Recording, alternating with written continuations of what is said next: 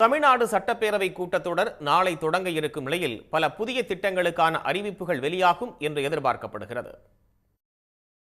மக்களவைத் தேர்தல் நடைமுறைகள் முடிந்துள்ள நிலையில் துறை வாரியாக மானிய கோரிக்கை விவாதங்களுக்காக சட்டப்பேரவை நாளை மீண்டும் கூடுகிறது.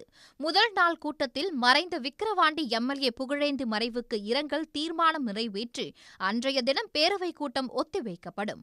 நாளை மறுநாள் 21ஆம் தேதி காலை 10 மணிக்கு பேரவை கூடியதும் நிகழ்வுகளை காலை 9:30 மணிக்கு தொடங்குவது தொடர்பான தீர்மானத்திற்கு ஒப்புதல் பெறப்பட்டு நிறைவேற்றப்படும்.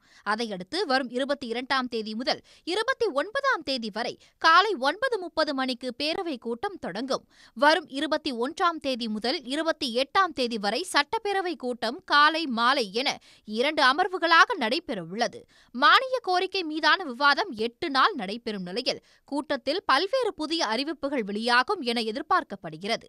குறிப்பாக கலைஞர் மகளிர் உரிமை திட்டத்தின் கீழ் பயனாளிகள் விரிவாக்கம் உள்ளிட்டவற்றுக்கான அறிவிப்புகள் வெளியாகும் என எதிர்பார்க்கப்படுகிறது. உடனுக்குடன் செய்திகளை தெரிந்து கொள்ள சன் நியூஸ் பெல் ஐகானை கிளிக் பண்ணுங்க.